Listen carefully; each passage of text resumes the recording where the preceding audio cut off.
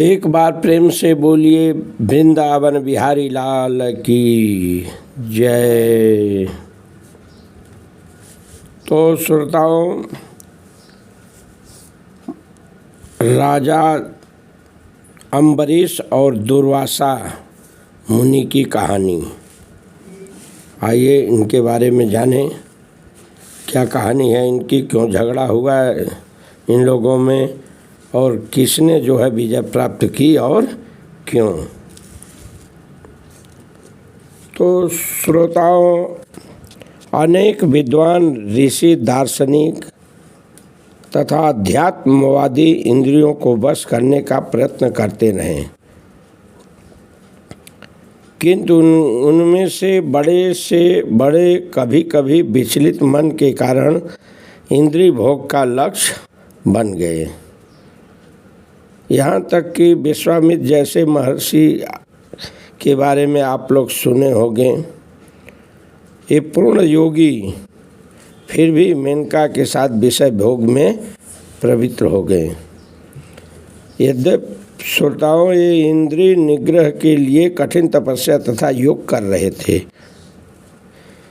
तो इनके जैसे जो है इतिहास में अनेक दृष्टांत हैं। पूर्णतया श्रोताओं, कृष्ण भावना भावित हुए बिना मन तथा इंद्रियों को वश में कर सकना अत्यंत कठिन है। मन को कृष्ण में लगाए बिना मनुष्य ऐसे भौतिक कार्यों को बंद नहीं कर सकता। अरे श्रोताओं, यहाँ तक यमुनाचार्य जी एक संत थे।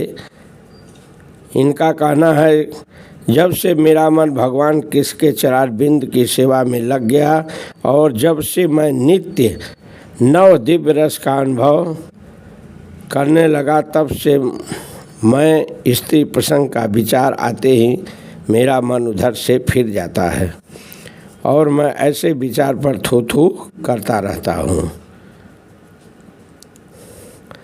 तो श्रोताओं, कृष्ण भावनामृत इतनी दिव्य सुंदर वस्तु है कि इनके प्रभाव से भौतिक भोग स्वतः जो है नीरस हो जाते हैं। वैसा ही हो जाता है जैसा जो है भूखा मनुष्य प्रचुर मात्रा में पुष्टदायक भोजन करके अपनी भूख मिटा लेता है। महाराज अम्बरीश परम योगी दुर्वासा मुनि पर इसलिए विजय पा सके क्योंकि उनका मन निरंतर कृष्ण भावनामृत में लगा रहता था।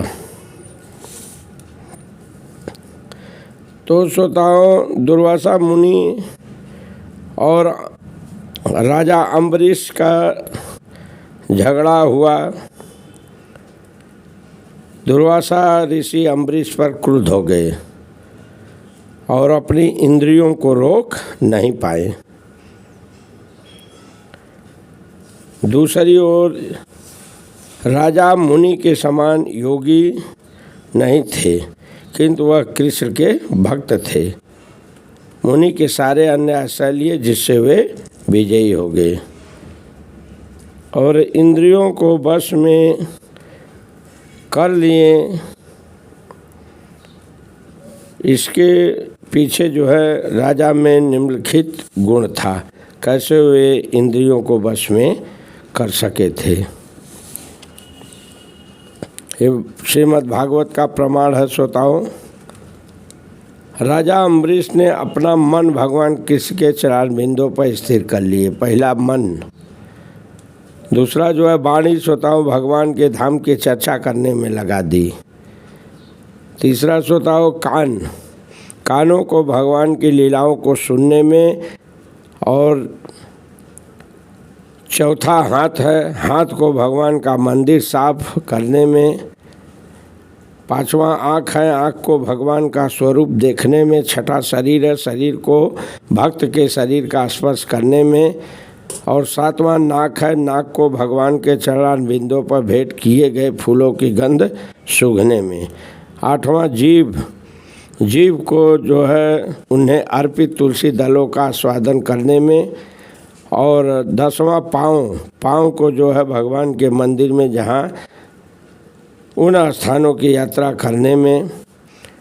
और 10वां सिर को श्रोताओं भगवान को नमस्कार करने में, और 11वां अपनी इच्छाओं को भगवान की इच्छाओं को पूरा करने में लगा दिए। इस गुण के कारण वे जो है दुर्वासा पर विजय प्राप्त कर सके।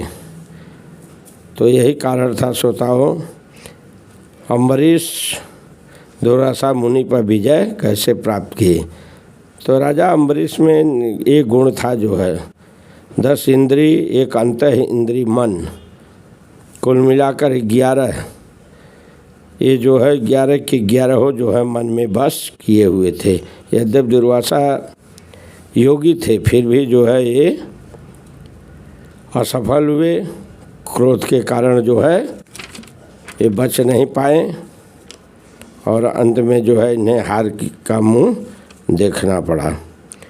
तो भगवान श्री कृष्ण के बारी है, गीता का प्रमाण है श्रोताओं, अध्याय 2 का 60वां श्लोक है। भगवान कहते हैं जो है कि इंद्रियाँ इतनी प्रबल तथा वेगवान है कि विवेकी पुरुष के मन को भी बलपूर्वक हल लेती है, उन्हें वश में करने का प्रयत्न करती है। जैसा कि आप देख लिए जो है विवेकी योगी दुर्वासा फिर भी जो है सफल नहीं हुए। तो इंद्रियां बड़ी बलवान होती है श्रोताओ। 60वां श्लोक है, यत तो हापि कौतन्य पुरुषस्य विपक्षितः इंद्रियाणि प्रमाथिनी हरन्ति प्रसभम मनः। तो इस तरह से श्रोताओं जो है दुर्वासा हारे और राजा अम्बरीश जीते। एक बार प्रेम से बोलिए श्री कृष्ण भगवान की जय।